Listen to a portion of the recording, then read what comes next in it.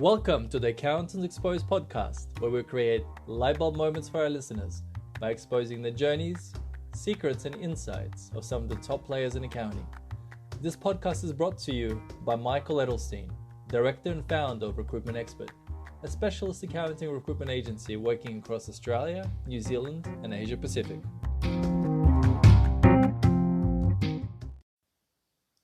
Hi everyone, I'm really excited to have Nick Sinclair on the podcast, who I refer to as the King of Outsourcing for our accounting industry.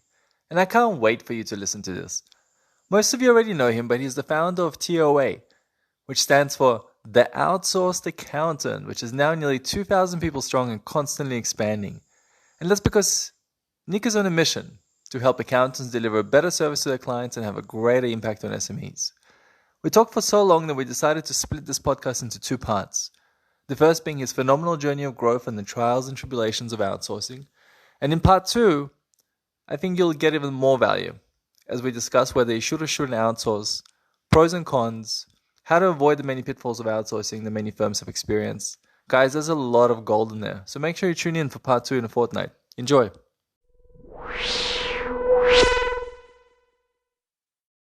Hi, Nick. Thank you for making the time to join us on the podcast today.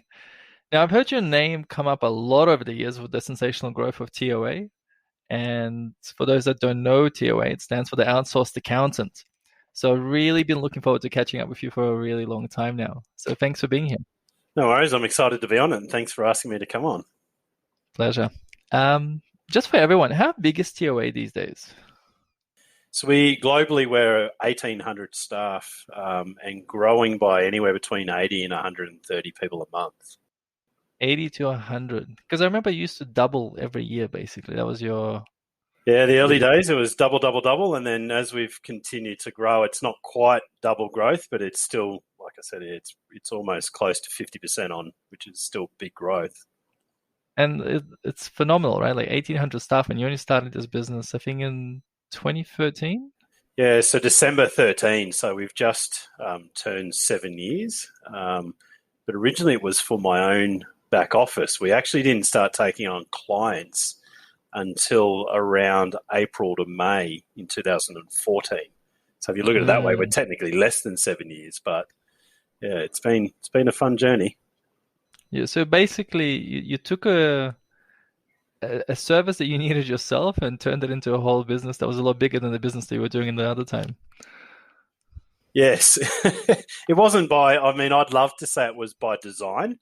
And, I often say to people, this business was all by design, but it wasn't. It was born out of me going to somewhere and seeing an opportunity to help fix my own business.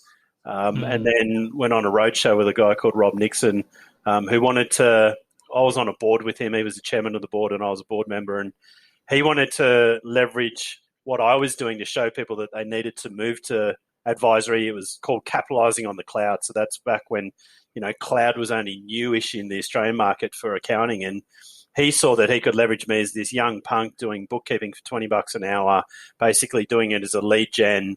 You need to move up the value chain with what you're doing. And I saw it as, well, I will learn a ton from someone that's trained accountants for over 20 years. So it was a two-way win-win. But at the end of the roadshow, I'd sold 90 roles and I only had space for 20. So it sort of turned into a business by default because I didn't know how to say no. How did Rob react to that? Look, I catch up with him regularly now, and he's amazed at he never thought it would be what it is today either. Like he never saw what was coming in that aspect, that it would just be such a hit a nerve. It would add so much value. It would, we both sit there sometimes and go, all started by him asking me to go on a roadshow, and me going, I'll learn something, I'll pay my own way around, and I know that I'll get value from it, and he knew that he'd get value from it. So yeah, was he a big, because Rob's been in our show as well, was he a big advocate of outsourcing back then? Yeah, definitely. So, we both went, how it sort of happened is we both went to the Philippines for a board retreat with a group called Entrepreneurs Organisation.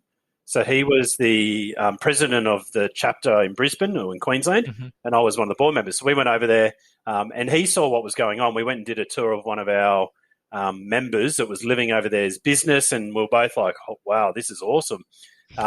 He did a little bit of it with his own business. He outsourced a little bit of that. I then started doing mine, and then he's definitely about the right people doing the right work at the right cost. So right from the start, he was a big supporter of it. Yeah, okay. And when you had staff over there, like you said, you had 20 desks or something like that, or space for 20 anyway. I guess, which model did you choose? Were they directly employed and managed by you, or did you use one of the many providers in the Philippines? Yeah, look, so we started off by using another provider, and it didn't work for us. And the reason why it didn't work is that we had a team of 6 bookkeepers, and they were just continuously turning over. And I couldn't understand why we're training these people. We're getting them to the point where they were like good, and then they would leave us. And it was only when I took my general manager over there, who was very anti about us doing any outsourcing. I took her there to win her over, if that's a word, or show her. And then she said, when we're over there, we're going to flip our business. We're going to, there was a range of things that came out of that. But when we walked into that provider, I saw all of these, these 12 other people I trained and left us working for someone else. And I challenged the provider. I'm like, what's wrong with this is that I trained them. I got them to the point where they're profitable for me. And you told me they left, but they hadn't left. They've just left for another client. And they said, well, you've trained them to a point where they can get more money. We can sell them as trained now, and they get paid more money, and we get paid more money. And I just went, I'm not doing your training. So being what I call young and dumb, I went and thought it can't be that hard to set up a business in the Philippines. We went and incorporated, and then basically I got rid of all that team at that provider. We started from scratch. I took office space in an area called Clark. We took a 50-seat office. I put on 30 staff. We had 38 in Australia at that time, so we put on 30 in the Philippines. And I had 20 desks because that was sort of where we saw our own team growing. But then when I went on Rob's tour and the first event, I had 5 firms come up to me saying, Nick, love what you do. We're probably not as risk adverse as you are. Do you have any spare desks that we can hire off you and put people in with you? And I looked at it and went, well, if I sell those 20 seats at what I was paying the old provider, that will pay for all of my office costs, all of the support team like HR and finance and all of that. So my only cost for my own business is now my own people. But what I didn't foresee and what I didn't stop doing either is that we'd sold 90 people after the roadshow. So you have to go back to the Philippines and keep looking for more office space? Needed more space. I mean, we're lucky that where we were, they continued to allow us to grow and ramp. And there was plenty of space getting built at the time. So we were able to continue to grow. I mean, we took another 4 or 5 offices and then we ended up putting them together about a year later. And but yeah, I always say it wasn't by design, it was by default. I was doing something for my own business's benefit and to help serve our clients in a better and more meaningful way. But there was a need for it, and others had the same problems that I had. And then it turned into what it is today, where we do have a very clear strategy. We are very prescribed with what we're doing, as opposed to, why not have a go? Yeah. I mean, it's quite common you hear businesses being born out of demand for your own business or from a personal perspective, and then you grow it into a proper sustainable enterprise. What was the journey like? I mean, going over there and setting it up, did you get a lot of help and advisors or facility managers, or you actually were there on the ground and recruiting the people yourself and signing all the contracts, signing up all the internet facilities and phones and all that? Because it's a lot of hassle, especially in a place like Philippines.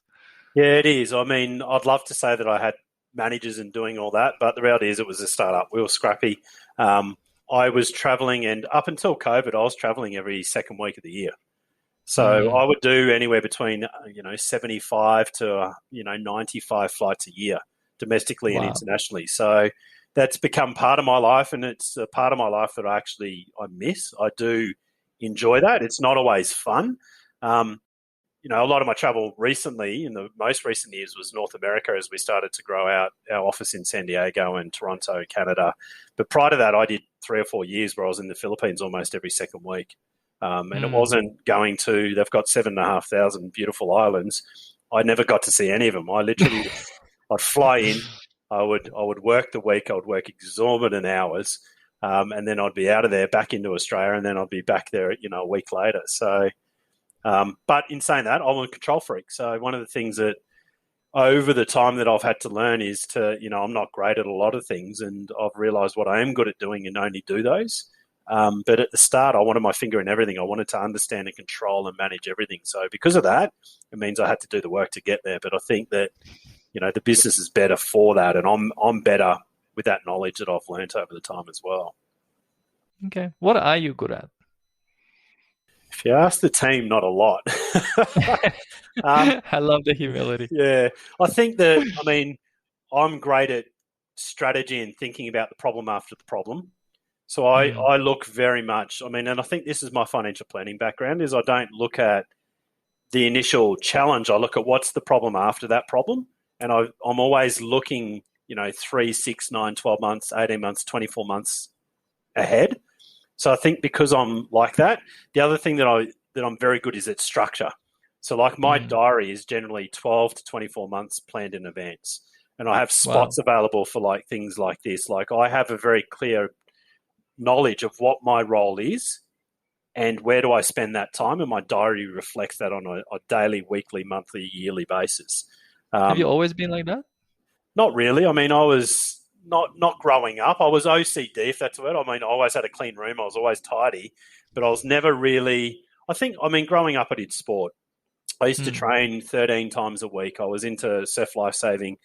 So I learned a lot of structure from that, but it probably didn't realize that until I was in the business environment. And I talk to people now, like when new leaders come in, and I'm saying you need to be thinking 6 months, 12 months, you need to get your diary structured like that. And they're like, why are you thinking so far in ahead? But I think for me, it's about, I know what I'm good at is I'm good at communicating. I love doing things like this. I love speaking on stage. I love talking to clients and trying to get to the bottom of what their real problem is, not just what they think it is. And I love helping our leaders now to become better people. And I think that, I can certainly, there's elements of what I do really well, but I'm also very, very aware of what I'm not good at. And I stay away from that. And that's ultimately what I've had to learn. And something that I think that has been a big tip with growing and being able to scale is I've never been uncomfortable with handing something off to say, look, you know what? You are so much better at this than me. You are the person that should be the expert at this, and build a team to do that rather than I need to do it. Like I am a control freak, but control around the outcome, not around the doing. You clearly have mastered what you're not good at, which is what you said, delegation, because the first business which you had was Wealthfarm, and you grew that pretty quickly as well. And the same with TOA, you've grown that massively over a very short period of time. So you clearly are good at delegation. If I have to base it just off the numbers. Yeah, I think self-awareness. I think you understand. Like I've always had the philosophy of having the right people on the bus in the right seats, and a lot of the time within, and I learned this at an early age. Like we promoted people when we were growing so fast in the financial planning and accounting business. We were promoting people up into roles that they weren't really suitably skilled at. Like an example would be a paraplanner in the financial planning business. Like they are very good at doing the analysis and building the financial plan for someone. But the traditional path to growth is that they then sit in front of a client. And a lot of them are no good at communication. And we see that in the accounting. The traditional path of growth is you start off as a grad and then you work your way through to a manager. And then when you become a manager, you get to sit in front of clients. Now, a lot of accountants I know that are great technicians are absolutely useless at communication. Yep. So they should do what they're good at doing, not what the traditional career path is. So I think it's the self-awareness of that and understanding that I can still be and grow my career by being a great technician. I don't have to try and sit in front of people and be, that's not necessarily the only way to become a partner of a business. Like do what you're really good at doing and empower the people that you can grow and learn so that it's not always reliant on you.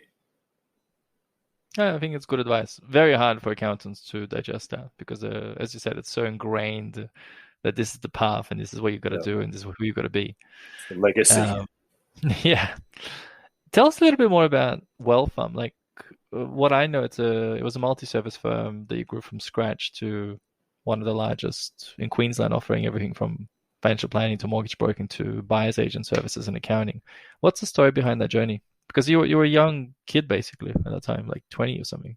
Yeah, look, I was a little bit lost in life. So my parents were going through divorce. They went through bankruptcy. They lost everything they owned.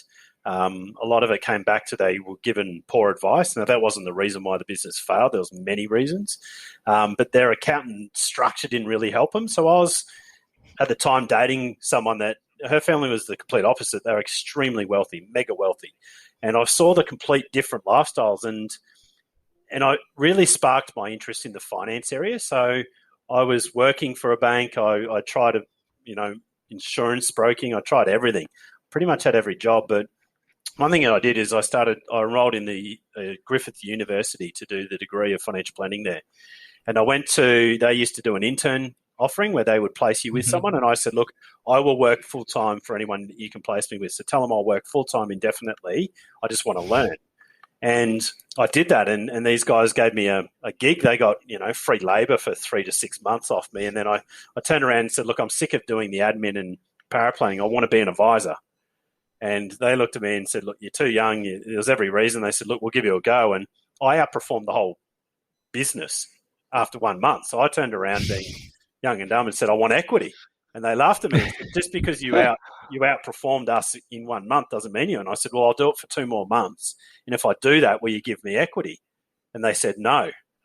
And I said, well, I'm going to stay and prove you wrong, and then I'm going to leave. And they just laughed, thinking that I wouldn't do it. So I outperformed them again for the next 2 months. This is 5 other advisors that have been doing it for 5 to 20 years. And then I turned around and said, you know what, if you won't do it, I'll just go and set up my own. And they laughed, and I did it. I set up my own. I'll say I was young and dumb. I had no money behind me. I literally had nothing in the bank. I had no clients, but I just went out there by sheer brute and force of, I suppose I wanted to make a difference because I didn't want people to have to go through what my parents went through. And I think that people are really bad at managing money. So I had a real passion and desire to help people. And that's sort of where it grew. And then, the multi-services sort of came over time because I started to grow the planning, and then I bought another planning business in Brisbane he was retiring, so we merged, and then he exited over 2 years as part of the acquisition. And then I got sick of waiting for accountants to give us the financials to be able to work with mortgage brokers. So I went, all right, it can't be this hard. So we bought an accounting firm, and then I realised how hard it was. And then we had, the same challenge with mortgage brokers. We couldn't get the lending through, or they took too long, and that's the control part that I like. So then we brought in mortgage broking, and then we had a lot of clients that would go and buy a house, and we would say, how do you know that you bought it at the right price? And they're like, well, the agent told us that they wanted $1 million, and we got it for $950, so we got a good price. And I'm like, well, just because you got it for less than what they asked you for doesn't mean it's actually worth that. So we would run into trouble with valuations. This is when the property market was really hot. So we brought in a service where we would go and get a valuation by an external party and negotiate on their behalf based on what the value is, not based on what the agent wants for it. And that started to become a service. And then we basically put it into where all services were, you came to our business and you only had one person you spoke to.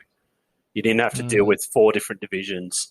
Look, we did a lot of things wrong. We grew too fast. We were spread too thin. I was young and naive, and because I was young, I was willing to take a lot more risks. But we continued to grow and evolve, and then eventually, when TOA started to really take off, was when I made the decision after 2 years of TOA, when we were a bit over 200 people. I can't do both. Like I was still married to my first wife at that time. It was challenging because I was working enormous hours. I did my day job, which is meeting with clients, and then 3 or 4 hours every night, I'd be doing 300-400 emails.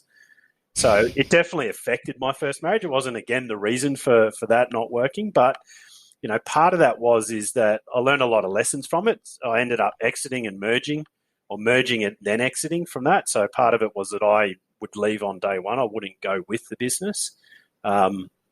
Which, had its pros and cons. They rebranded it and changed it. And I suppose for me, though, I cut it off. I had a really good relationship with all my clients. I made them fully aware of that I wasn't merging with the aim to stay. I was leaving the business to focus on this other one. and a lot of them knew that. So I often sit back here and go, I miss that connection with the one-on-one clients, but then often I look back and go, you know what, you can't make a bigger impact when you have that. Yeah. How big was the business, like the Wealthfarm, before you merged it?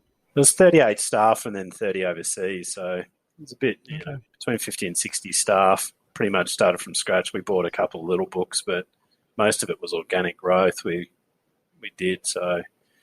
Can you explain to everyone how a young kid that's never gone to uni at that time, I mean, you started uni, I think, the same time as you started the firm, had the nous to grow it, know what to do, bring clients on, buy, a book, well, several businesses that you bought and merged into your own, and grow it and manage and lead people. Like, just the leadership skills alone, escape most people, let alone, acquisitions and tucking them in at that age. How, did you have mentors? Did you have an advisory board? How did that happen? Not really. I mean, I was part of Entrepreneurs Organisation. So for the first couple of years of growing that business, I wasn't part of that. So EO fundamentally had probably the biggest impact on me. Okay. They have speakers every month. You meet with a group of business owners that are all turning over more than $1 million US that are not in competing industries. You can only share experiences. You can't tell people what you think unless you've gone through it yourself. So I got a ton of value out of that, and I was part of that for over 6 years. I was in board roles and that with that as well. But I think for me it was around, I always had a desire to learn, and I loved autobiographies growing up. Like as a teenager, late teenager, I loved autobiographies. Richard Branson's first book was the one that got me hooked, and then Same here. I read last year 24 books. I aim this year to read 40 books. I listen to, 1 or 2 podcasts a day. Like I've got a real thirst for learning. And I think that one thing that I've learned over time is that everything I'm doing, someone else has done before.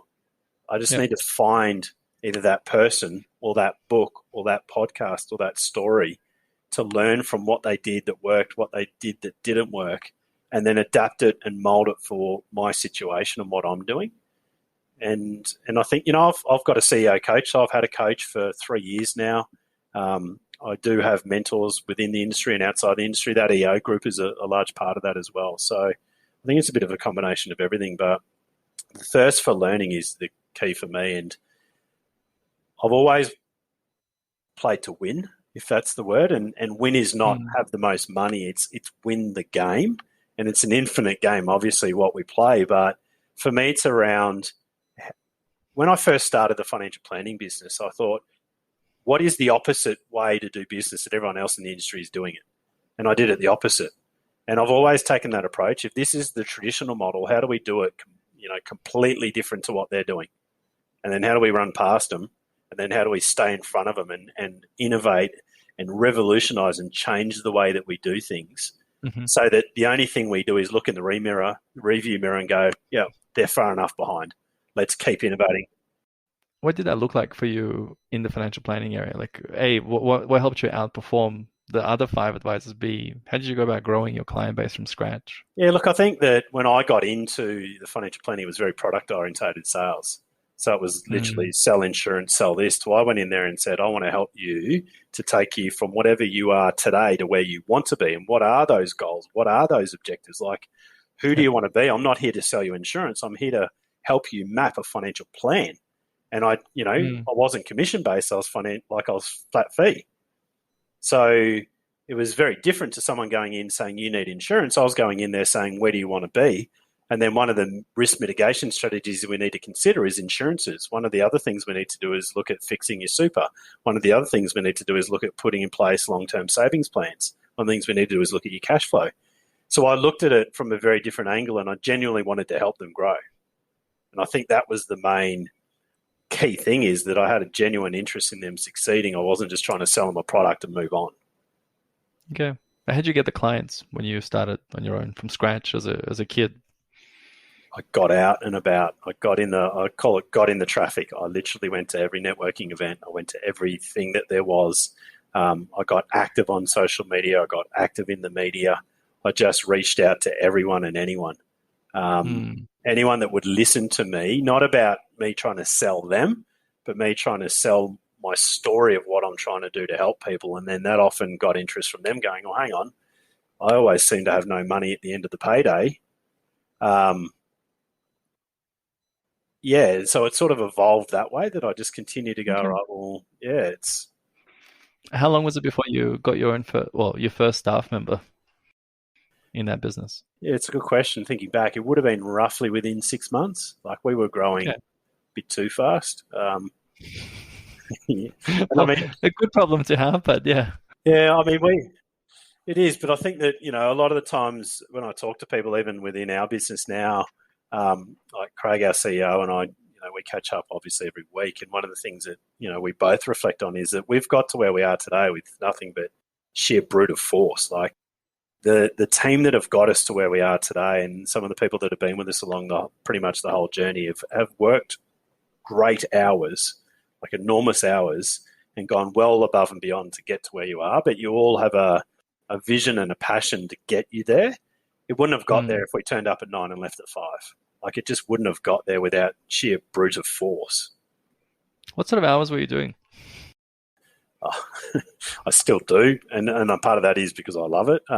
Look, I used to work, I'd be in at work at 7:38 in the morning, and I'd leave at 7 at night. I'd go home, have dinner with the kids, and then my ex-wife would fall asleep, and I'd work again until 1 or 2 in the morning. So, back when I had both the businesses, it was exorbitant like that. And I used to work weekends, like that would be common, but probably the last 4 to 5 years, I still work long hours. I probably do a 50, 60-hour week at least.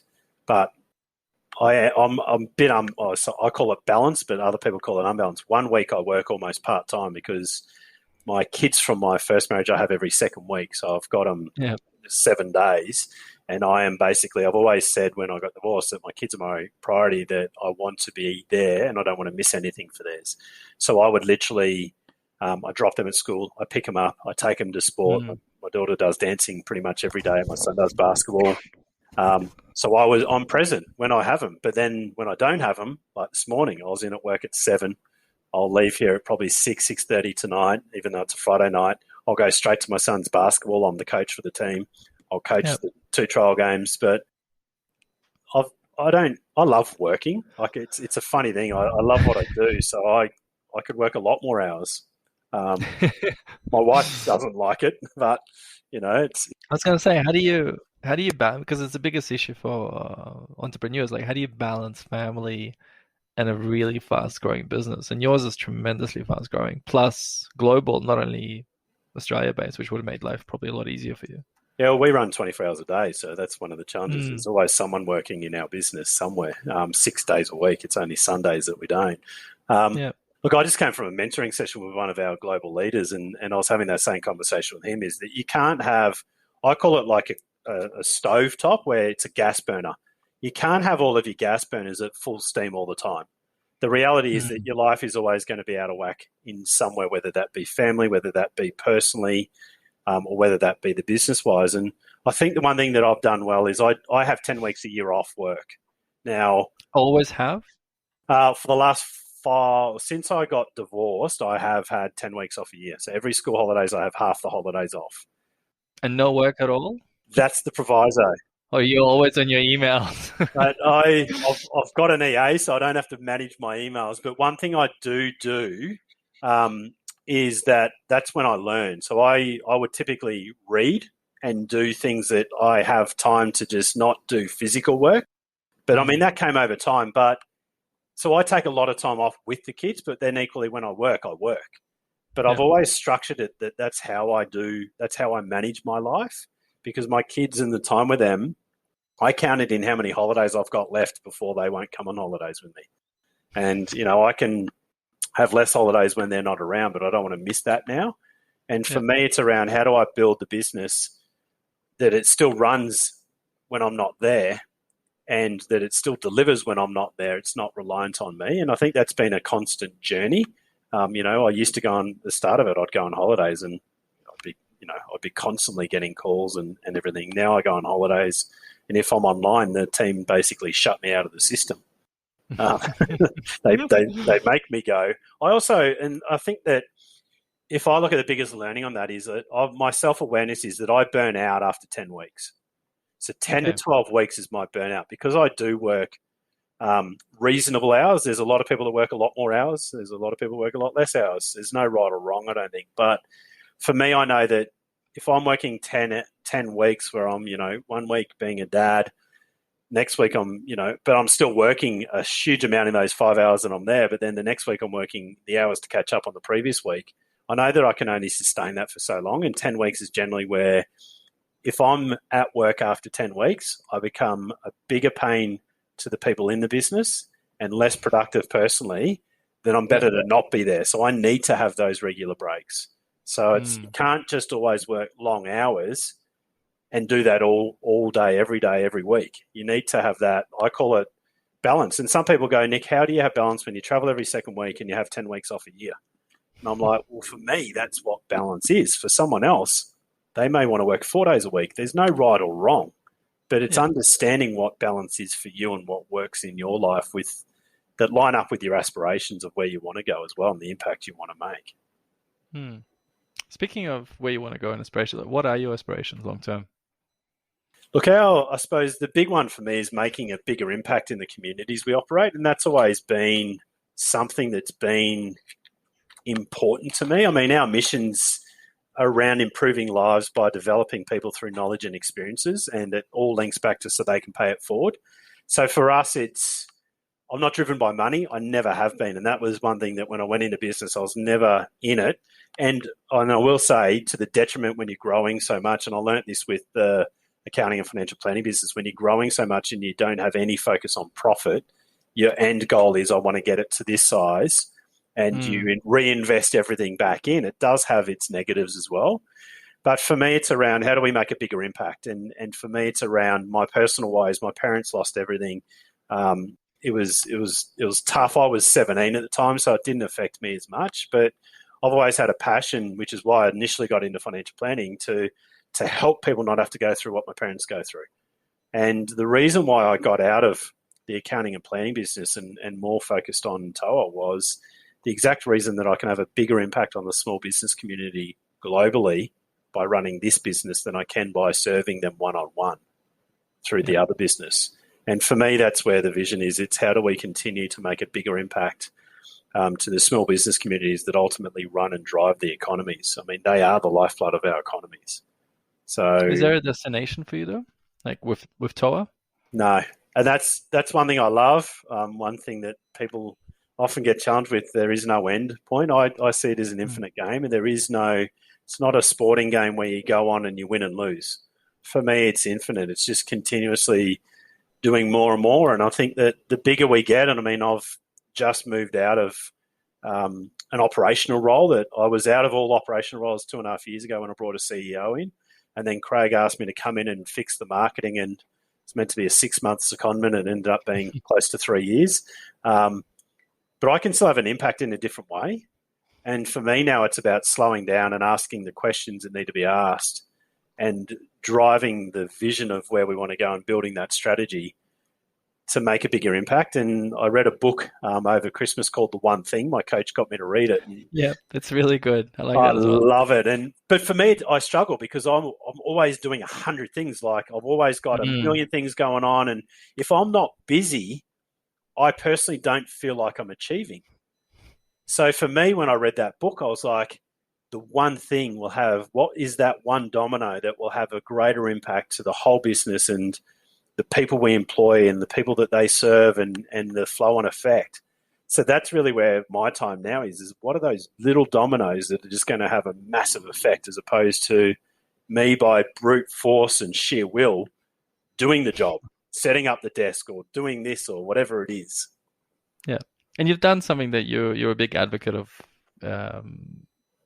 in general in business, and I think Rob Nixon as well, and what we talked about at Chen with Wise Mentoring is, taking yourself out of the business. And you've had quite an exciting couple of weeks where you've brought 5 or 6 global leaders and basically taken yourself completely out of the business to become more strategic focused. Does that sound about right? Yes, we've got 15 global leaders. I mean, we've got 240 support staff that support our clients and team members. But we've recently brought on 6 out of the 15. So it's been great on that part. And it's been, to be honest, it's been part of our strategy. And that's the one thing that, I struggle a lot when I'm talking to, accountants and the business owners, bookkeepers and accountants, the business owners.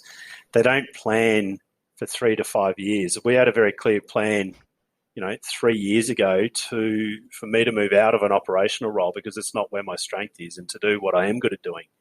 And, and sometimes it takes a little bit longer. Like, I didn't expect to do the marketing role, but I did it. I thoroughly enjoyed it, but there was always an endpoint and a handover. And I think that's one of the things that, you mentioned Ed Chan. Rob Nixon coaches on this. It's around, you're either self-employed or you run a business. They're not the same thing. Self-employed means that you work for yourself, you create your own hours, but you still need to work. And I talk to a lot of people that go, oh, the business doesn't need to run without me. And I say, well, if you weren't there for 6 months, would the revenue increase or decrease? Oh, well, it would definitely decrease because I'm not there. And I'm like, well, that's not really a business. It's a lifestyle job that you've created for yourself with some team members to support you. A business will run and flourish without you operationally being involved. And, there's this whole 10-hat philosophy of all the different hats that business owners wear, and ultimately building and growing the people within the business to do those so that you don't have to. And is that the idea? You hire people to take over each of those hats, basically? Yeah, look, for me, it's around always employ someone smarter than you. That's the, and I heard this from a guy called Jack Daly, he's a sales coach in America. I actually heard him at Rob Nixon's conference, and he said from stage, he said, if you don't have an EA, an executive assistant or virtual assistant, you are your own virtual assistant. You're doing your own admin. He goes, and you're worth too much money for that. And he said to me, he goes, and I asked him about that after, and he said to me, he goes, Nick, if you think you are the best person in the world at doing whatever the job is, you haven't looked hard enough. There will always be someone better than you. And he said that, he'd grown and scaled large corporate businesses running the sales divisions. And he said to me, he said, Nick, your goal is to find them and have them want to work for you. Give them a reason to want to leave a good, well-paid job, because good people are paid well. So you need to give them a reason and a real reason to leave and come and want to work for you, and find the best people and then get out of their way. Let them do what they're good at doing. How do you go about doing that? How do you, what has been your recruitment process or secrets to recruiting on scale, and also your global leaders to have such a big impact? Yeah, so I think it's, the big thing is how you treat people. Like you can have this facade, but it's the reality of how do you genuinely, your processes, your systems, and your culture. And I think that you can't fake that. You can't hide from that. One thing I learned with hiring the really successful people, and not the successful people, but the senior leaders that we want to hire, anyone that is really, really good at what they're doing and not looking for a job. Yep. Like, there may be some circumstances where they are. That's what we tell all of our clients as well. Yeah, and for many years, and I know that you're probably tongue-in-cheek saying that, but I think the reality is that for many years, I always thought that we put an ad on all the job posts and that we would get the right people because they'll be looking for jobs. And you can get good talent from that, but you won't get the best talent. You won't get the A players.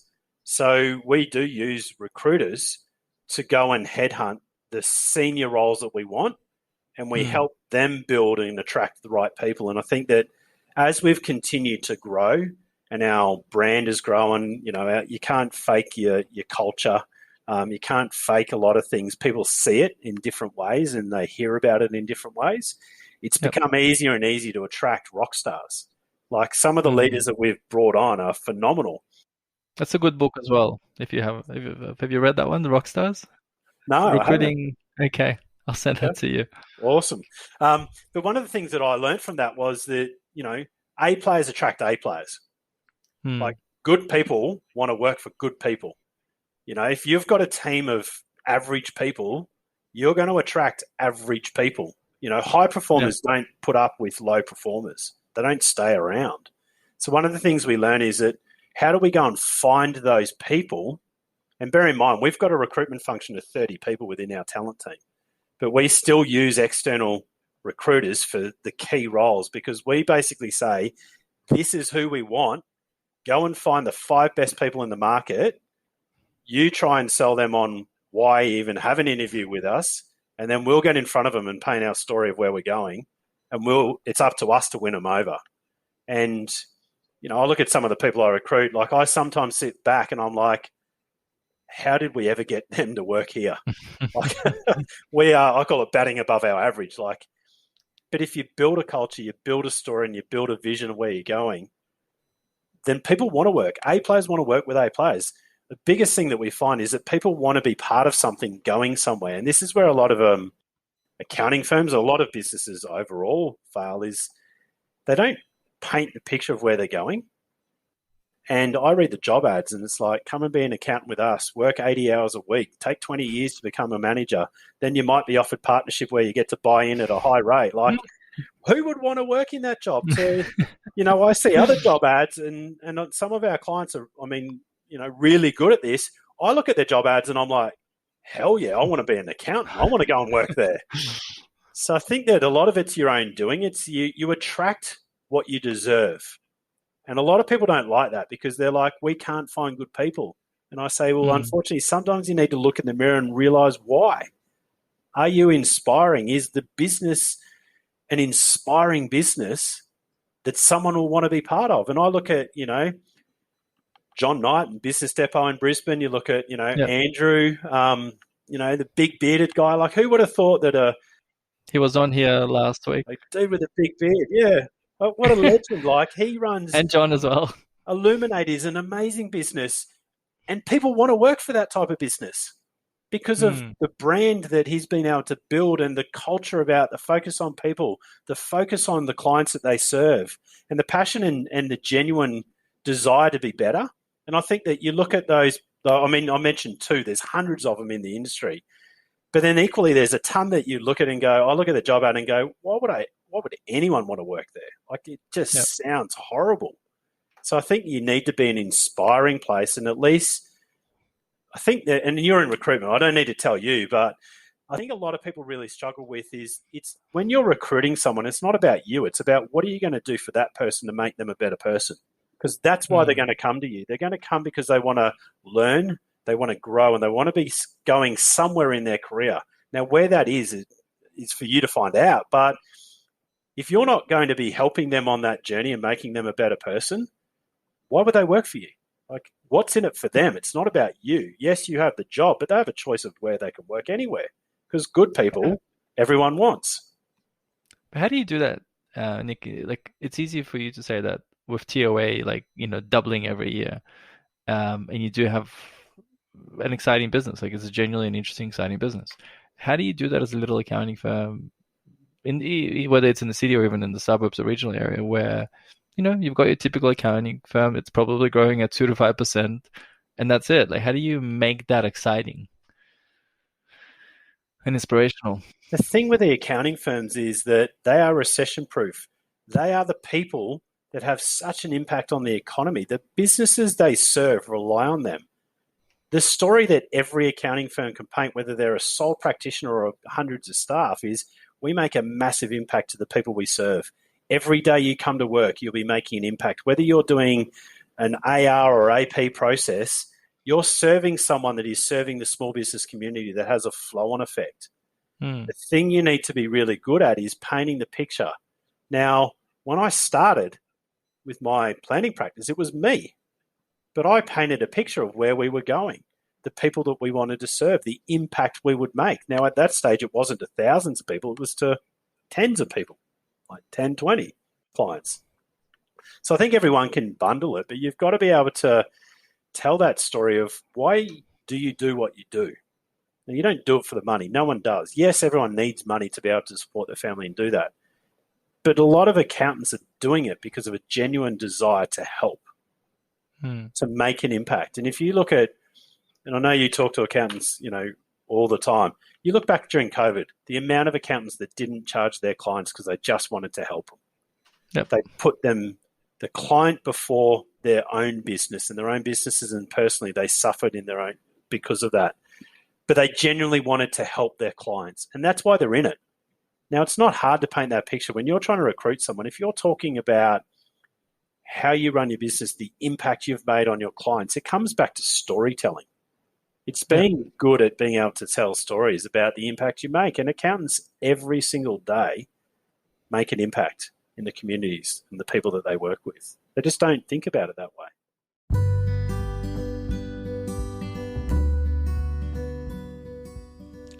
Thank you for tuning in and hope you enjoyed this episode. Please like our podcast and share it on LinkedIn, Facebook, Twitter, wherever it is you hang out so more people can benefit from these speakers.